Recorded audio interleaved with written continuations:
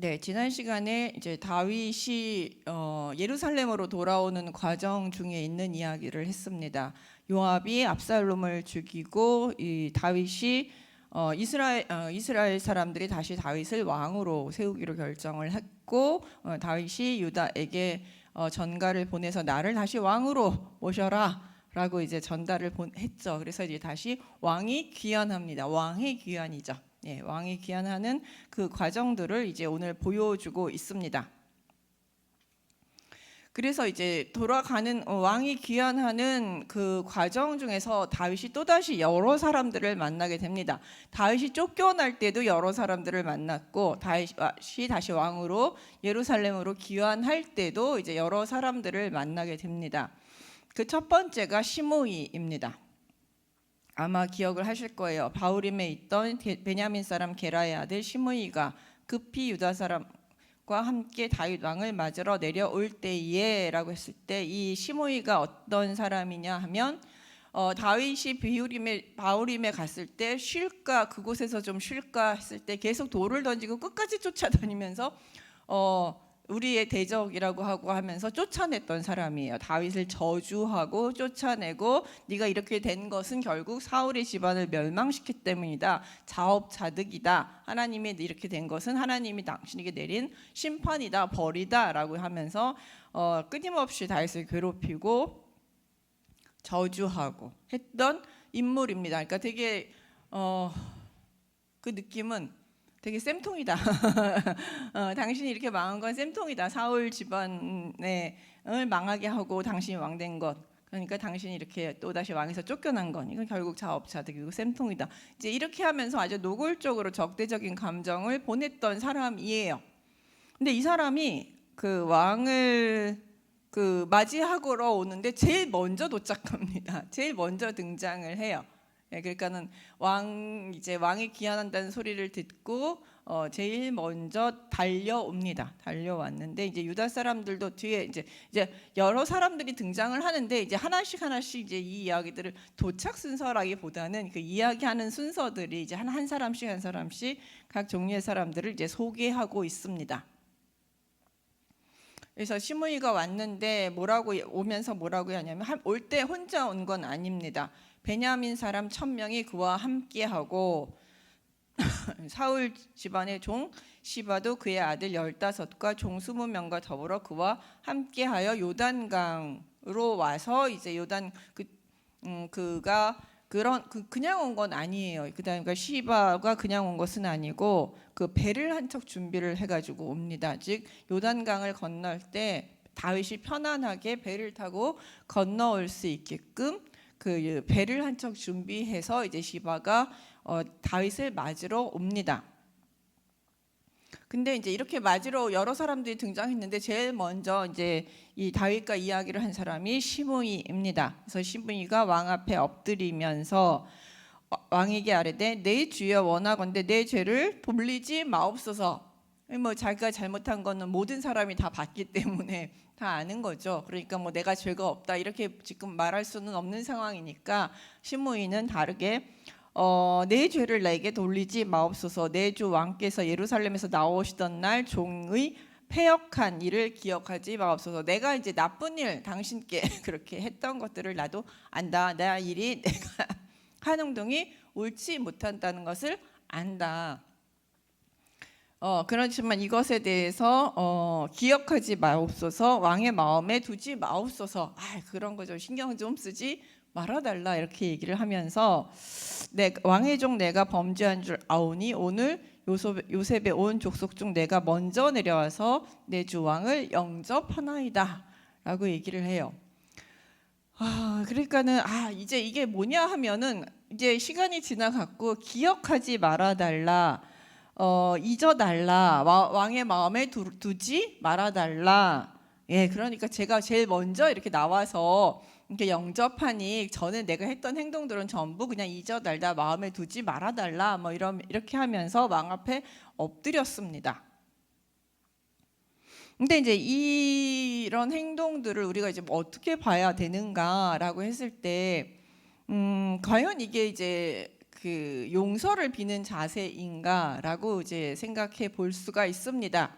혼자 시므이가 혼자 온 것도 아니에요. 군사 그러니까 그 1000명의 베냐민 사람들을 데리고 같이 왔습니다. 그 1000명의 베냐민 사람들은 시므이와 함께 다윗을 맞으러 나온 환영 인파 중에 하나라고 볼 수도 있지만, 또 한편으로는 시므이와 함께 왔기 때문에 다윗이 시므이에게 위해를 가하는 순간 다윗의 적으로 돌변할 수도 있는 그런 존재입니다. 왜냐하면 시므이 편이잖아요. 베냐민 사람 1000명은 시므이 편인 거예요. 물론 다윗을 맞으러 왔지만 일단 그러니까 시므이가 와서 지금 제가 정말 죽을 죄를 지었습니다. 정말 용서해 주십시오. 내가 죄가 있다는 건 아는데 그냥 잊어달라.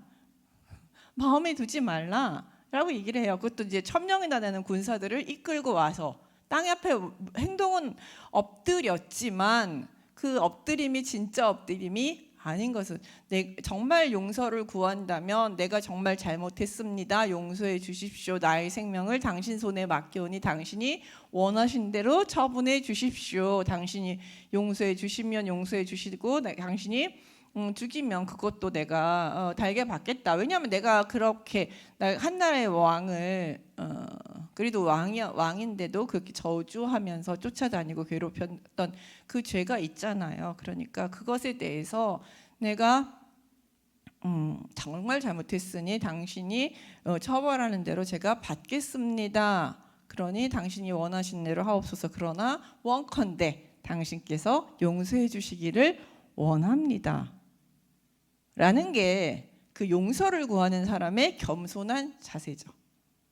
근데 지금 이 시므이는 그런 자세를 가지고 있는 것이 아니라 1000명이나 되는 군사를 이끌고 내 뒤에 데리고 와서 옛날 일은 좀 있죠.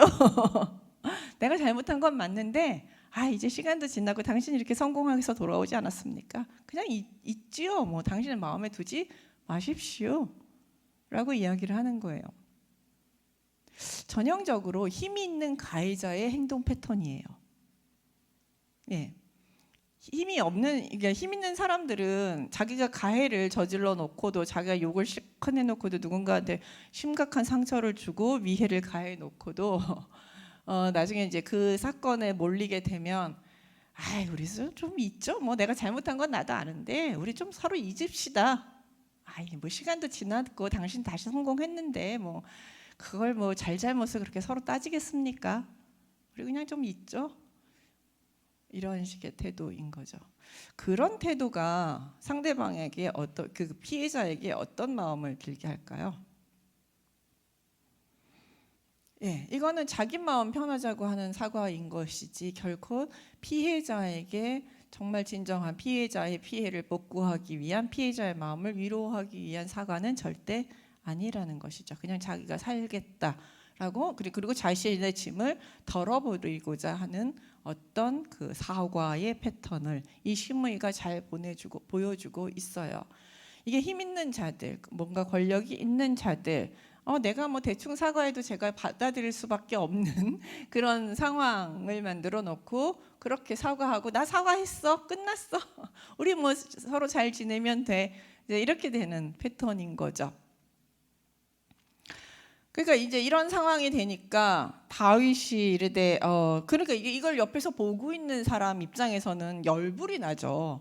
예, 왜냐하면 지금 너무 건방지잖아요. 저게 사과야? 저게 사과야?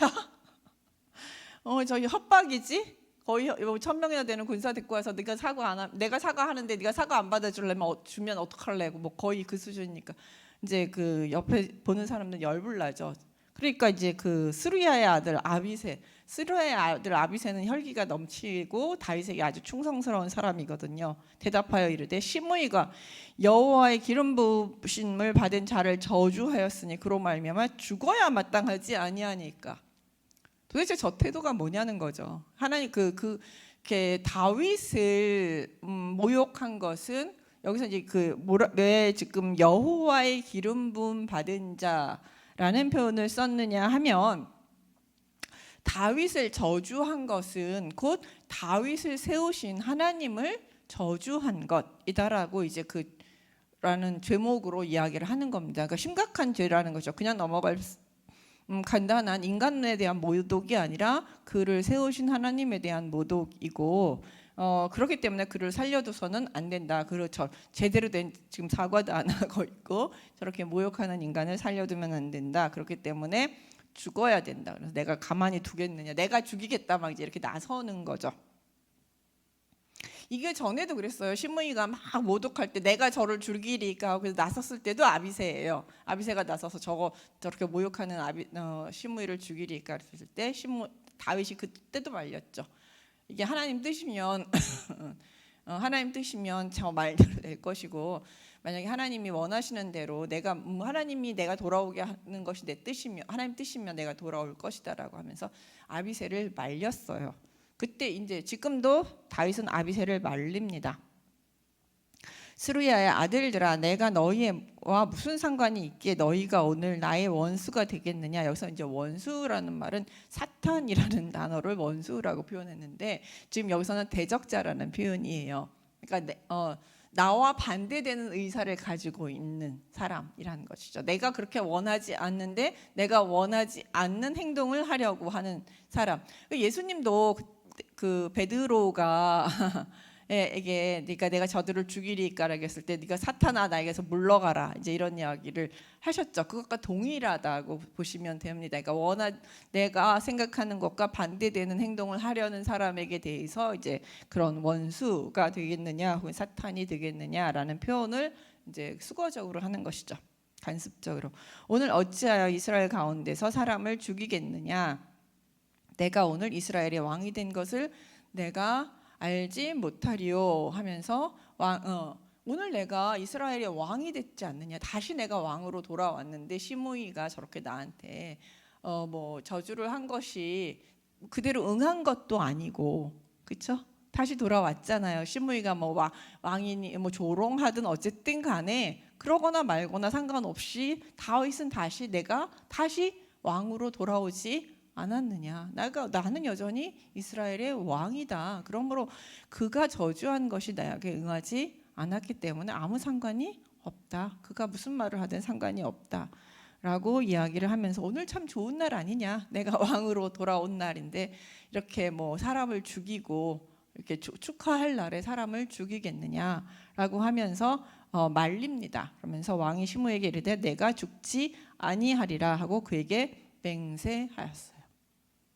근데 이제 물론 지금 시므이를 죽일 수 없어요. 왜냐하면 아비새는 지금 시므이를 죽이는 것이 정당하다고 이야기를 하고 있지만 다윗이 간신히 지금 압살롬의 반란을 진압하고 지금 유다로 다시 귀환하는 과정 속에서 그 시므이를 죽이게 되면 베냐민 사람 1000명의 마음을 상하게 하는 것이죠. 그러니까 베냐민 지금 한 사람의 마음이라도 더 얻어야 될 상황 속에서, 왜냐하면 화합을 해야 되는 상황이잖아요. 지금 마음들이 다 갈라져 있고 지금 압살롬을 지지했던 사람, 다윗을 지지했던 사람, 뭐 그 사이에서 다윗을 저주했던 사람, 다양한 사람들이 지금 막 있고 막 마음이 흩어져 있는데 그때 이제 베냐민 사람 시므이를 죽이면 사람들의 마음이 또 갈라지겠죠. 그러니까 지금 그리고 그렇게 갈라질 수밖에 없게끔 시므이가 상황을 만들어 놨기 때문에 다윗은 여기서 할 수 있는 게 별로 없었습니다. 그러니까 시므이를 죽이지 않겠다라고 맹세를 하는 것이죠. 이것이 진정한 용서였을까요? 진짜 마음에 넣기는, 마음에서 깊이 우러나는 용서였을까요? 우리는 다 알아요. 다윗이 이때 받은 치욕을, 그리고 이때 받은 마음의 상처를 끝까지 죽을 때까지 가지고 있었다라는 것. 그래서 그 다윗의 이 솔로몬에게 남겼던 유언 중에 하나가 뭐죠? 시므이를 그대로 두지 말아라 라는 것이죠. 그러니까 누군가에 대한 용서와 화해는 우리가 생각하는 것보다 그렇게 쉽지 않습니다. 다윗도 지금 지금 상황과 어떤 힘에 눌려서 용서라는 것을 표현했지만 그때 받은 힘에 의해서 굴복된 용서는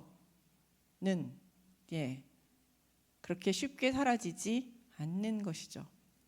그래서 누군가 용서하고 화해한다라고 얘기했을 때는 힘에 의한 것이 아니라 정말 상대방의 마음이 움직일 수 있게끔 진정성을 갖고 낮은 제서로 겸손한 자세로 용서를 구하는 것. 그래서 그 사람의 마음이 그 상처가 회복이 될 수 있게 하는 것. 그것이 바로 회개이고 그다음에 용서라는 것이죠. 그러니까 우리가 너무 누군가가 마음의 상처를 받았고 누군가가 가해를 했을 때 이 피해자한테 너무 쉽게 용서해라는 말을 하지 않는 것이 너무 좋을 것 같아요. 왜냐하면은 그 마음 속에 아직 용서할 수 있는 충분한 준비가 되어 있지 않고 가해한 사람은 여전히 야 용서해. 이제 우리 기독교인의 가지고 있는 잘못된 생각 중에 하나가 그 용서해야 된다는 강박이 좀 있잖아요. 용서를 해야 돼. 용서해야 되는 게 맞아요. 대전제로는 우리가 용서를 이제 해야 합니다. 근데 이제 그 용서를 하는 과정 속에서 사람들이 그 다양한 마음들이 있거든요. 용서의 깊이가 있고 상처의 깊이가 있고 내가 그것들을 소화할 수 있는 능력이 많은 사람이 있는 반면에 그것을 소화할 수 있는 능력이라든지 어떤 상황들이 적은 사람도 있어요. 이게 믿음의 경륜에 따라서도 있고 하나님이 주신 은혜에 따라서도 있고 그 사람이 받아온 상처가 많은 사람. 그래서 마음 약한 사람은 더 그 상처를 오래 붙잡고 있는 반면에 그냥 좀 편안하게 좀 편안한 삶 속에서 살아온 사람들은 누군가가 나를 상처를 주어도 그것 좀 더 빨리 쉽게 용서할 수 있어요. 근데 많은 상처를 받아서 정말 상처투성인 사람이 누군가가 또 상처를 줘서 상처를 입었을 때 그 사람은 그 상처를 회복하는데 다른 사람보다 시간이 많이 걸려요. 그리고 되게 오래 걸리고 그 상처를 자신의 상처를 계속 끄집어내서 다시 상처를 내고 다시 끄집어내고 또 가라앉은 듯하다 다시 끄집어내고 하는 일들이 있습니다. 제 주변에도 있어요. 어떤 분이 학위를 여기저기서 했는데 학위를 할 때마다 교수님들한테 이렇게 배척당하고 그 학교에서 배척당하고 했던 경험이 있는데 본인이 그게 소화가 안 돼요. 해소가 안 되니까 지금도 계속해서 그 얘기를 해서 그만 좀 했으면 좋겠다. 어지간히 하지 이렇게 제 마음 속에는 그런 생각이 들지만 그 사람을 볼 때마다 그 생각이 다시 떠오르고 그다음에 자신이 뭔가 큰 게 업적을 이루어서 좀 더 단단히 섰으면 좀 너그럽게 그를 용서할 수 있을 테지만 그 상황이 아니거든요. 나는 여전히 어렵거든요. 저 상처를 준 사람은 여전히 잘 나가고 있는데 상처를 받은 나는 여전히 힘들고 어려워요. 그 사람 때문에. 그러니까 그 사람을 볼 때마다 계속 나는 상처를 계속 입고 상처를 곱씹게 되는 것이죠. 근데 그 사람한테 너 왜 그렇게 용서도 못하고 그렇게 해서 옹졸하게 속좁게 그렇게 하느냐라고 말하는 건 그 사람에 대한 폭력이죠. 오히려. 기다려줘야 되는 거죠. 그 사람이 그 상처를 딛고 하나님 은혜 가운데 다시 새롭게 그 사람의 삶을 바꿔가고 하나님 안에서 든든하게 서갈 때까지 본인이 서서 자신의 힘으로 그 사람을 용서할 수 있을 때까지 그 사람이 설 때까지 우리는 기다려줘야 되고 괜찮다라고 용서하지 못해도 괜찮다라고 시간이 지나면 당신이 괜찮아질 때 용서해도 된다라고 우리는 기다려줘야 되는 것이죠. 그래서 기독교에서 우리가 너무 용서해야 돼요. 그리고 화해해야 되는 게 맞습니다. 궁극적으로 그것이 하나님께서 원하시는 길이고 형제자매가 살아가는 삶의 모습 속에서는 그렇게 드러나야 합니다. 사랑의 모습이 드러나야 합니다. 하지만 나의 기준을 가지고 남의 상처에 대해서 상처받은 누군가에 대해서 빨리 용서해라 마라 용서를 못하는 사람에 대해서 정죄하고 어쩜 그럴 수가 있느냐 막 이렇게 비난하고 하는 것은 결코 좋은 행동이라고 볼 수는 없다라고 생각을 합니다. 그래서 기다려줘야 될 때가 있어요. 가해한 피해자는 특히 제가 아는 사건 중 이제 요즘에 이제 제가 들은 사건이 어렸을 때 그 고아원에서 자랐는데 거기서 이제 있던 원장님한테 이제 성폭행을 당한 거예요. 성폭행이 있었죠. 근데 이제 어렸을 때니까 그냥 컸어요. 근데 지금 이제 20몇 년, 한 근 30년이 지나서 이제 그 문제를 다시 들고 나온 겁니다. 왜냐면 어렸을 때 그때는 아무것도 못했다가 이제 나이가 먹고 30살이 넘고 40살 가까이 돼 가면서 이제 내가 저 사람, 근데 이제 그 사람들을 좀 뭔가 목소리를 낼 수 있는 용기가 생긴 거예요. 그런 일이 있었다라는 것을 말할 수 있는 용기가 생겨서 말을 했어요.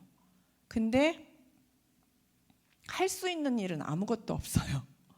왜냐하면 그 사람은 이미 나이가 먹었고 원장 자리에서 은퇴를 했고 그가 가지고 있던 모든 자리에서 은퇴를 한 것이죠. 그리고 민형사상으로도 이미 공소시효가 지났기 때문에 처벌을 할 수가 없어요.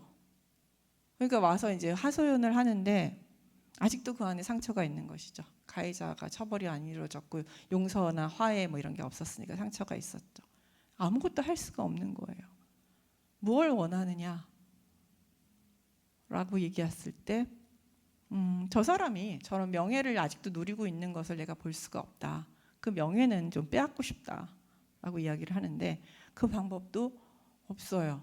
그러니까 우리가 할 수 있는 것이 무엇일까라고 고민했을 때 그냥 그 사람이 이렇게 이야기를 들어주고 할 수 있는 데까지만 해주면서 그가 그의 상처를 이제 회복할 수 있도록 계속 도와주고 기도할 수밖에 없는 부분들이 있습니다.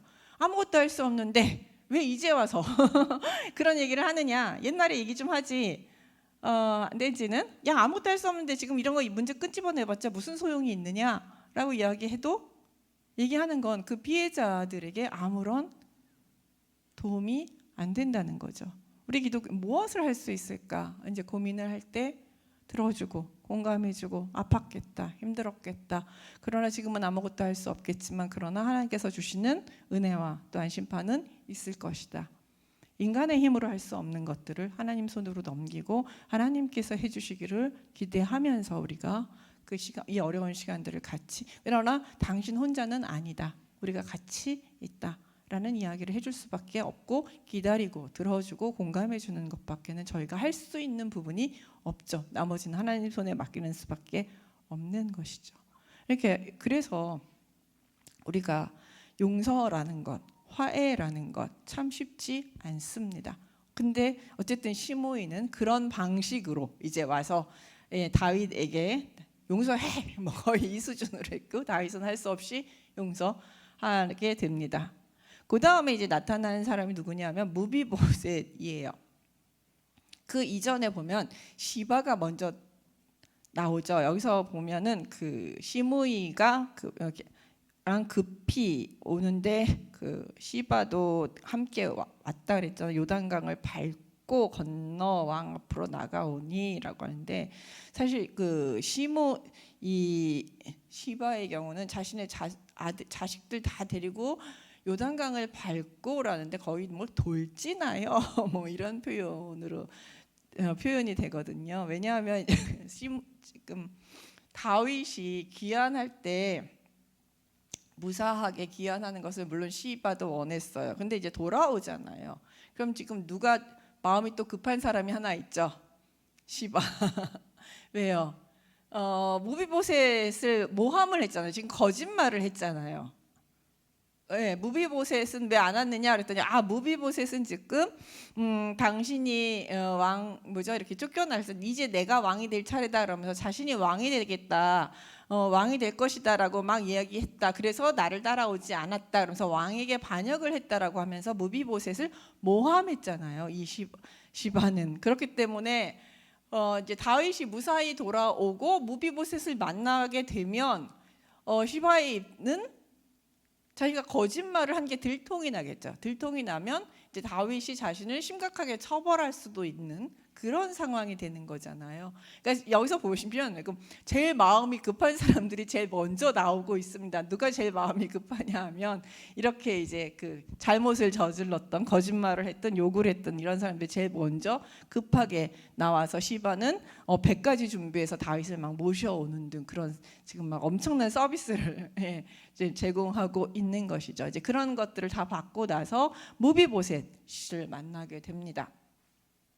왕을 맞이하니 그는 왕이 떠난 날부터 평안히 돌아오는 날까지 그의 발을 맵시 내지 아니하며 그의 수염을 깎지 아니하였으며 옷을 빨지 아니하였더라. 그러니까 뭐 발을 제대로 이제 신발을 그 당시는 이제 발을 씻는 것들 이제 흙기니까 발 씻고 이런 것인데 발도 안 씻고 그다음에 수염도 깎지 않고 옷도 빨지 않고 아주 그냥 덥수룩한 그 모습, 그런 꼬지재한 모습. 이게 이제 어떻게 보면은 누군가에 대한 지금 왕이 이렇게 고난을 당하는데 왕이 도망 다니면서 고난을 당하고 있는데 내가 어떻게 뭐 좋은 곳에서 옷도 좋게 입고 세수도 하고 수염도 깎으면서 이렇게 정상적인 삶을 내가 누릴 수 있겠느냐. 나는 왕이 고난을 받고 있기 때문에 그 고난에 동참하는 의미에서 수염도 안 깎고 발도 안 씻고 옷도 안 빨고 그렇게 같이 고난에 동참하는 모습을 보여주고 있었던 것이죠.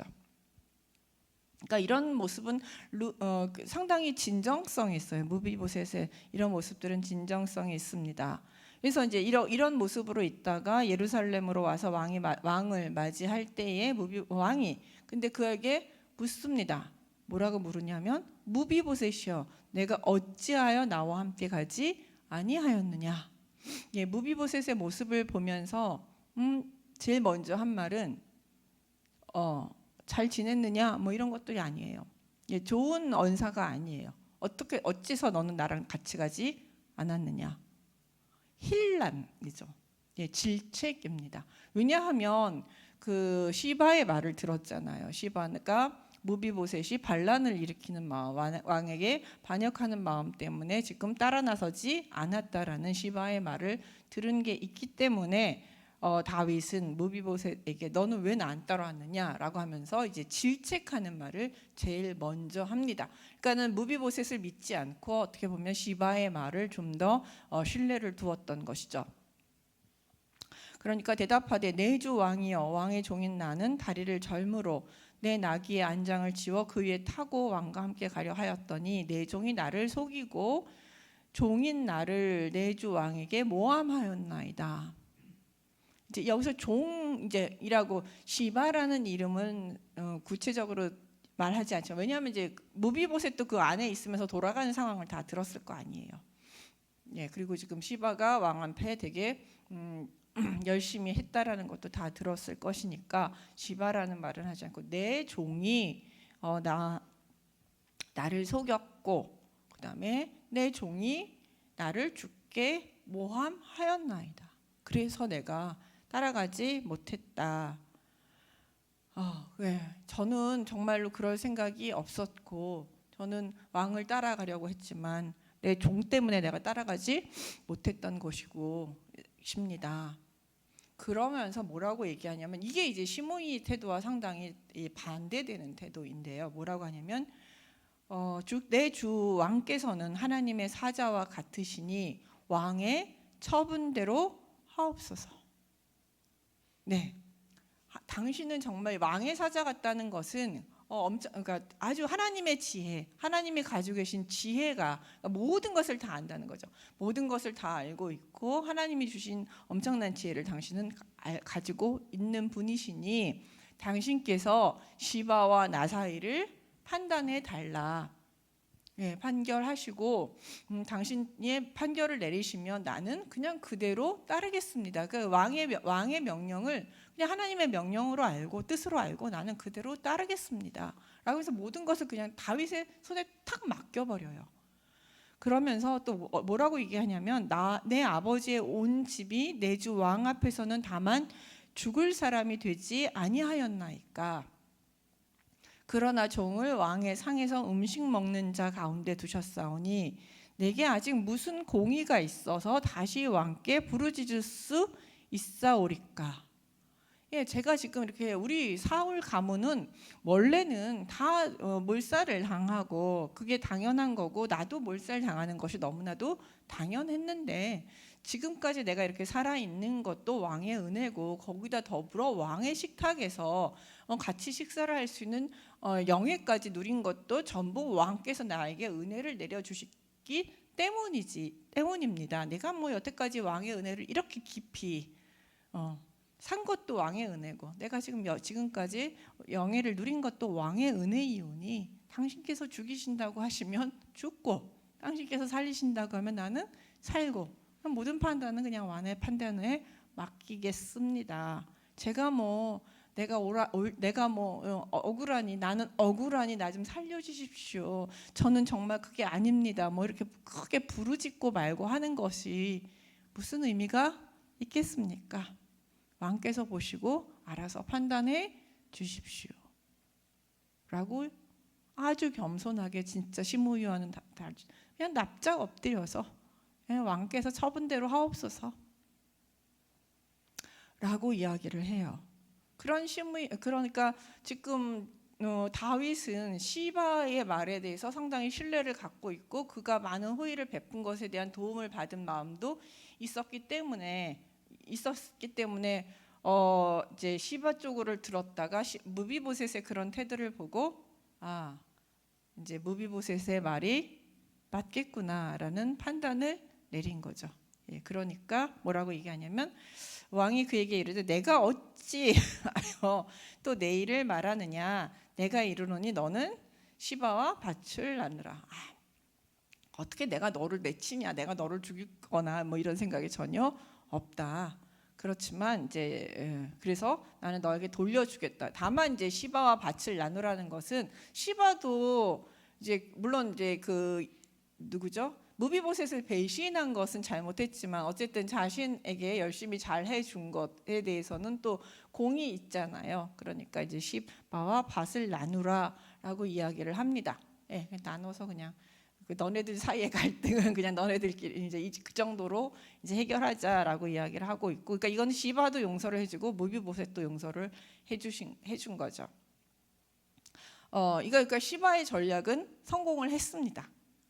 왜냐하면은 시바는 끊임없이 다윗에게 그런 어떤 물질적인 그 헌신, 물질을 통한 헌신 막 이런 것들을 보여줌으로써 다윗의 마음에 흡족한 마음을 주었기 때문에 다윗이 시바가 잘못했지만 시바의 잘못은 좀 눈 감아주는 부분이 있었던 것이죠. 그리고 무비보셋도 용서를 해줬지만 용서가 필요한 건 아니었는데 어쨌든 무비보셋의 말을 들어주면서 그렇게 밭을 나누라고 합니다. 근데 무비보셋은 여기에 대해서 한 번 더 나가서 왕께 아뢰되 내 주 왕께서 평안히 왕궁으로 돌아오시게 되었사오니 그 전부를 차지하게 하옵소서. 그는 끝까지 왕에게 납작 엎드려 그거 다 필요 없습니다. 뭐 왕께서 무사히 오셨는데 제가 무엇을 더욱 바라겠습니까? 당신이 오셔서 나를 살려주신 것만으로도 나는 충분히 은혜 감사하오니 그 재물은 다 필요 없으니 시바가 다 갖게 하옵소서라고 이제 이야기를 합니다. 물론 그렇다고 해서 다윗이 이 모든 재산을 시바에게 다 주지는 않았을 거예요. 아마 무비보셋과 시바가 그대로 말대로 반반 나눴을 것입니다. 그렇지만 무비보셋은 끝까지 신실한 모습을 보여주고 회개가 무엇인지 겸손이 무엇인지 이런 것들을 우리들에게 보여주고 있습니다. 사실 이 무비보셋은 억울해요. 너무 억울한 입장이죠. 이거 자신의 재산도 뺏기는 입장인 거 뺏겼고, 그 다음에 종도 배신을 했고, 그 배신 때문에 자기가 죽을 뻔도 했지만 이 납작 엎드리는 겸손한 모습, 그의 진실한 모습, 진정성 있는 모습, 참 지혜로워요. 무비보셋은. 그러니까 요나단의 그 지혜로움, 아버지의 그 신중함, 지혜로움이 이 무비보셋에게 그대로 갔던 것 같아요. 그러니까 여기 나온 모든 인물들 중에서요, 지금 이게 막 등장하는 인물 중에서 가장 지혜로운 인물 중에 하나가 아닐까 생각을 합니다. 그 다음에 만난 사람이 누구냐면 바르실레예요. 길르앗 사람 바르실레인데 이 사람은 이제 요단을 건너기 전에 이 길르앗에 있었던 사람인데 건너가게 하려고 이제 그 로글림으로 내려오니까 그 다윗이 같이 가자고 제안을 합니다. 우리 예루살렘으로 같이 가자. 그러면 네가 같이 가면 내가 예루살렘에서 내가 너를 공개하리라. 나를 많이 도와줬으니까 내가 예루살렘에서 너를 부유하게 하겠다라고 이야기했는데 바르실레가 그거를 거절합니다. 왜냐하면 나는 80이 넘었고 이미 생명의 날이 얼마 있겠습니까? 어찌 왕과 함께 예루살렘에 올라가겠습니까? 내 나이가 이제 80세라 어떻게 좋고 흉한 것을 분간할 수 있으며 음식의 맛을 알 수 있사오리까? 이 종이 어떻게 다시 노래하는 남자나 여인의 소리를 알아들을 수 있겠습니까? 어찌하여 종이 내 주 왕께 아직도 누를 끼치리이까? 뭐 이 나이가 돼서 왕이 아무리 좋은 걸 주셔도 맛있는 음식을 주셔도 제가 뭐 그 음식 맛을 알겠으며 뭐 좋은 연회를 베풀어 주셔도 그 소리가 좋은지 뭐 춤이 아름다운지 제가 뭐 그런 거에 그렇게 크게 흥미가 있겠습니까? 그게 뭐 좋은 줄 알겠습니까? 그냥 저는 이 고향에서 내 고향 부모 요 곁에서 죽으려 하나이다. 그냥 저는 이 고향에서 살다가 뭐 남은 삶을 살다가 여기서 그냥 죽겠습니다. 그러니까 저는 그대로 패기치지 않겠습니다. 그러니까 바르실레는 자신의 그 어떤 공로를 내세우지 않아요. 왕에 대해서 엄청나게 많은 후원을 했음에도 불구하고 자신의 공을 내세우지 않고 그냥 지금 내 삶으로 충분히 족하다. 저는 더 필요 없습니다.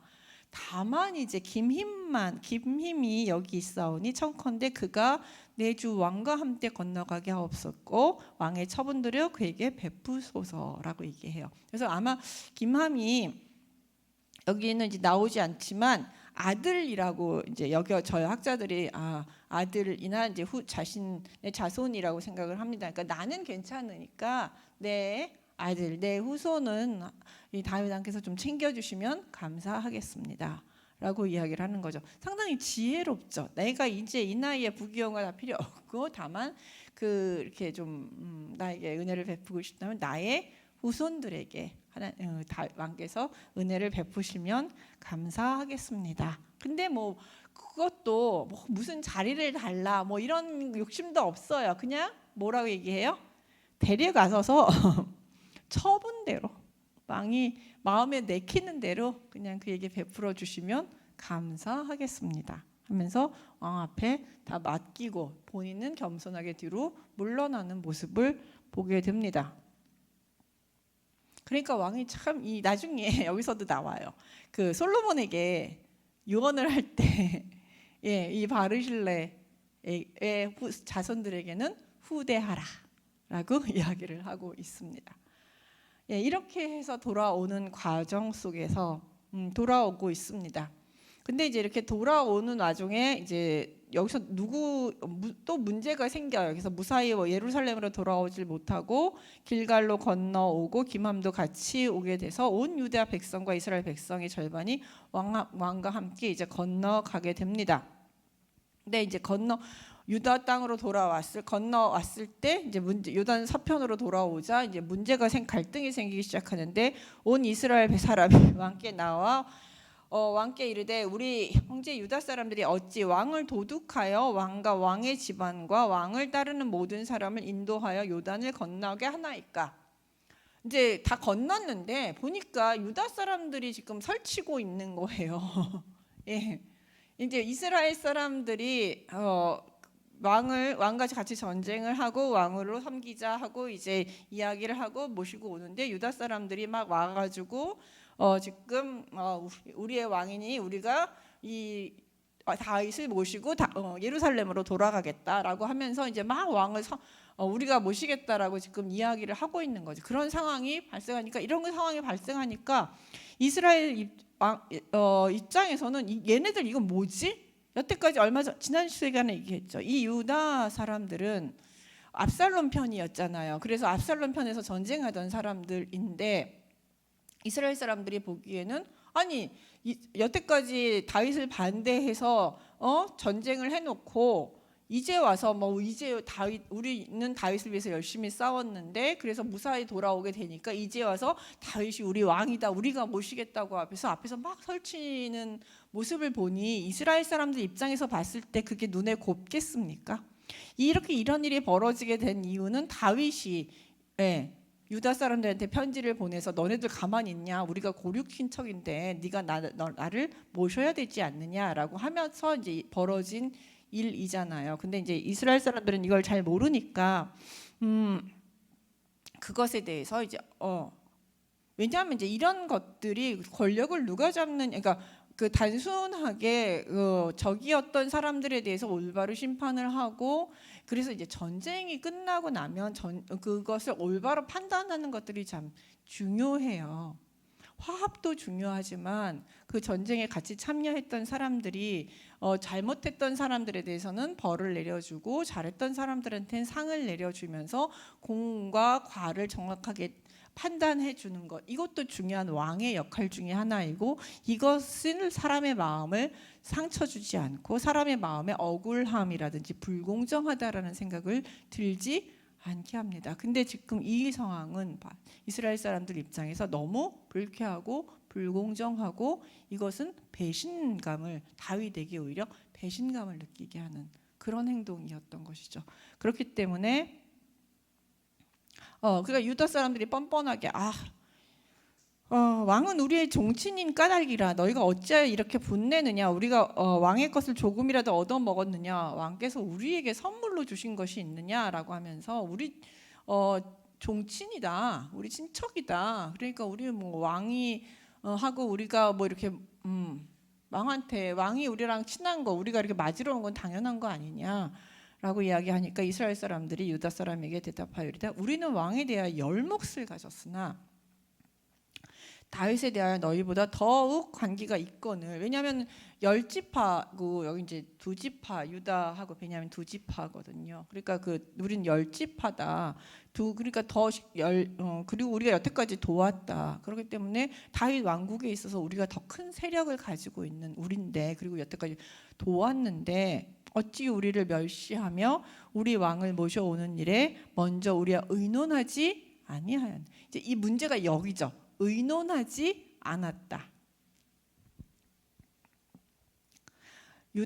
하니 유다 사람들의 말이 이스라엘 사람들의 말보다 더 강경하였더라. 네.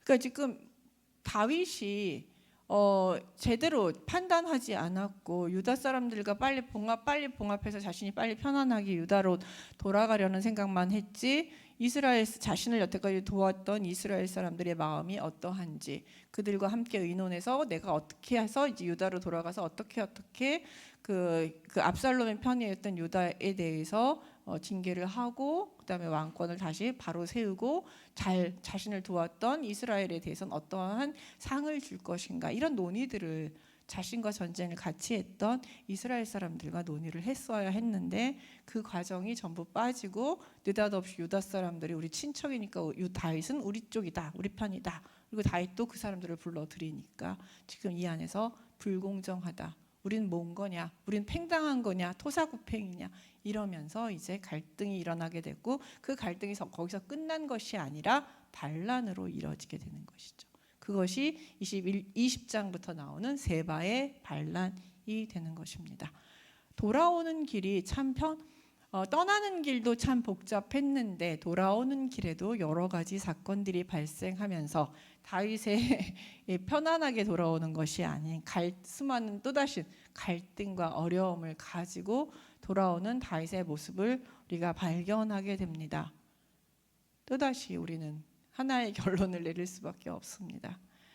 인간이 하나님을 의지하지 않을 때 우리 같이 나의 생각과 자신의 욕망대로 행할 때 이렇게 늘 갈등이 생기고 분열이 생기고 한쪽에서 원망이 생기고 한쪽에서 욕심이 생기고 이러면서 인간의 어떤 본연의 모습들이 다 드러나게 되는 것이죠. 이게 인간사예요. 사실은 너무나도 자연스러운 인간의 모습이에요. 이것들을 녹일 수 있고 이것을 화합하고 이 모든 문제들을 봉합하면서 그 옳은 방향으로 이끌어 나갈 수 있는 힘은 오직 하나님밖에는 없습니다. 그 이전에도 많은 갈등이 있었지만 다윗이 왕이 되고 이스라엘 백성들이 다윗을 왕으로 모시고 다윗이 승승장구할 수 있었던 모든 힘의 원천은 결국 하나님이었다라는 것을 다시 한번 이 사건을 통해서 보여주고 있는 것이죠. 하나님의 은혜가 사라지고 하나님의 힘이 사라졌을 때 다 자기 욕심대로, 자기 뜻대로, 자기 지혜대로 한 목소리씩 하면 한 소리씩 해가면서 이렇게 식별복적하게 갈등이 계속 고조되고 있는 모습들을 볼 수 있습니다. 우리가 어떻게 살 것인가 다시 한번 생각하게 되는 대목이라고 할 수 있겠습니다. 기도하겠습니다. 하나님 아버지,